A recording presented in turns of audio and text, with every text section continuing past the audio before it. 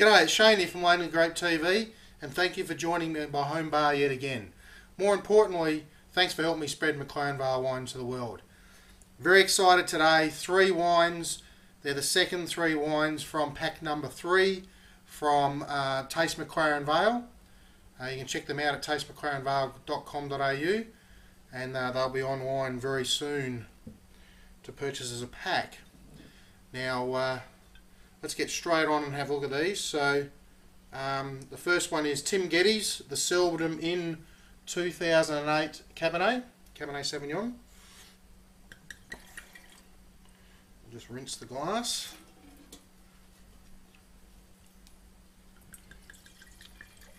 Tim's a small-scale winemaker for himself, but he makes wines for a number of other people, a number of other wineries that have done very, very well relatively recently. So his wines, I must admit, I find consistently powerful. If I had to use one word, power is the word.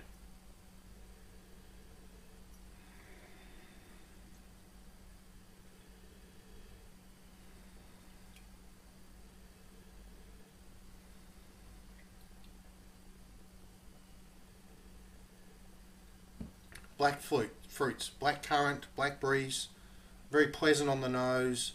There's no big oak. There's no big massive fruit. There's no sweetness. This is just the lovely grapes, the lovely aromas that you get associated with Cabernet.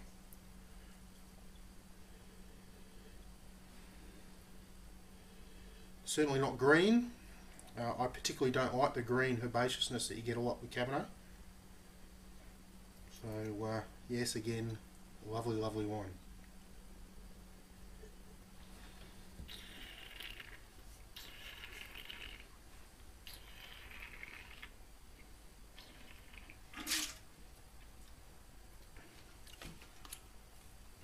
Good stuff.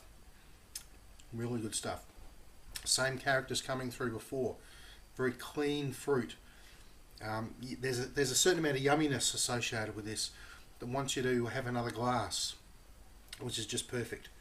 Oak is not overpowering, but everything's in there just nicely together.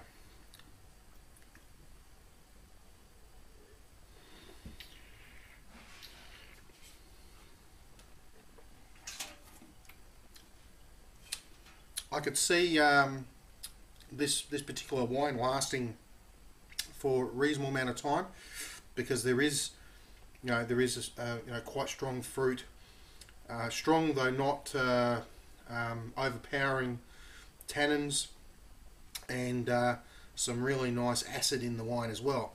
And the acid, I'm still getting the acid on the palate right now. Yes, there is some drying from the tannins, but not overly so.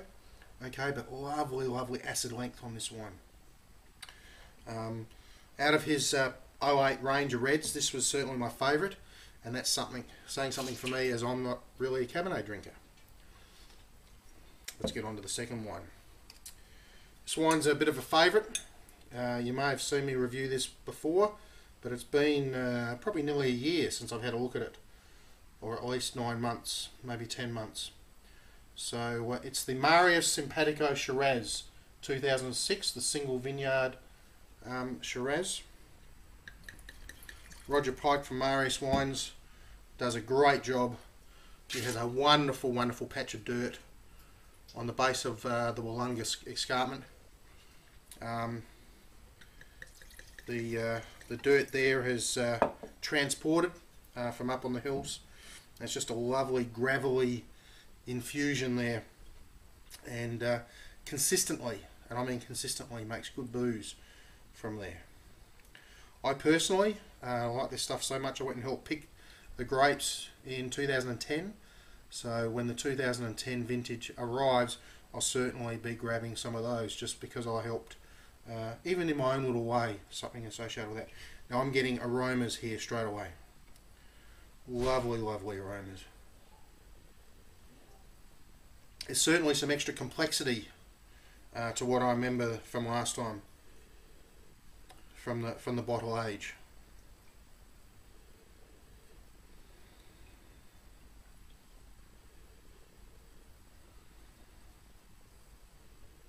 So the primary fruit flavours are still there. Really nice coming through. There's all the plumminess that you would expect, but there's those secondary aromas coming through. Really enjoyable, and you can tell this wine's a little bit older than the 2008 as an example, because of those secondary characters.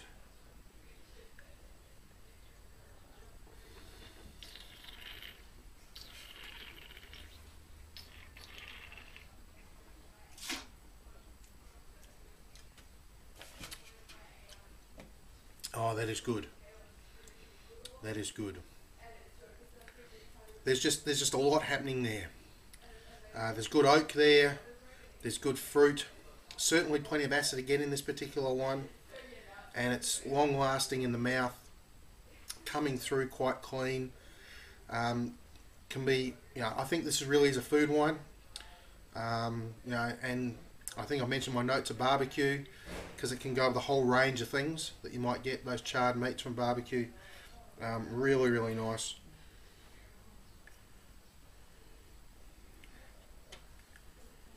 Yeah, there's some flowers in that coming through on the aroma slightly as well, which is interesting. Now we get to the third wine, which is another 2008 wine, so similar to the Tim Geddes, but this is Court Red-Handed Shiraz. Okay, Court Red-Handed comes from Phil Rogers. He's a guy who's gone out and done the study thing, and then couldn't really find a job as a winemaker in a winery, so he decided to do some of his own thing.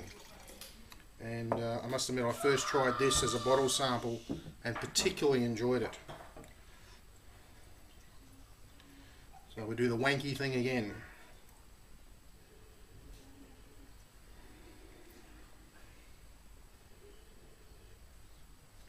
Really interesting there. Starts off with the fruit, all the fruit you expect from Cabernet, from Shiraz. Okay, but the interesting one for me, and it is good, Wollonga fruit, is saying there's licorice there. That licorice is really coming through nicely. Yep, dogs are having a play if you can hear that. Yeah, the licorice is coming through very nicely. Quite impressed with that. The interesting thing for me is this wine's got 15.6% alcohol, and I'm not getting the tingling on the nose that I would expect from such a high alcohol wine. Interesting to see how it goes on the palate.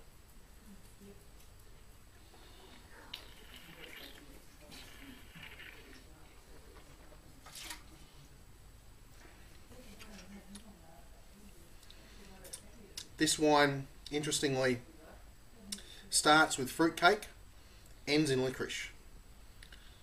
Potentially maybe you've had some licorice, still got that coating of licorice in the mouth, and eat a piece of fruitcake.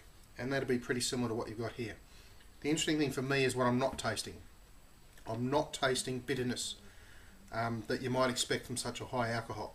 So that means to me that there's enough fruit, there's enough oak and the tannins thereof, and enough acid to pull that high alcohol off. Look, I really do enjoy this wine. This wine's been actually open the longest of the three, and I really do suggest, particularly the Sympatico and the Court Red-Handed, that because they do have these secondary flavours, so this one is the licorice, that it really does need time to breathe before you try it. That is a sensational wine.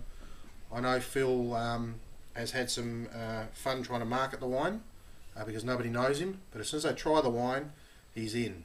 So look, definitely worth a try. Now, that's all the time I have for Lonely Grape TV today. Hope you've enjoyed it. I've certainly loved bringing these three wines to you. And remember to check out tastemclarenvale.com.au where you can get these wines from. So that's all for me. Have a good week, and I'll see you next week. Thank you.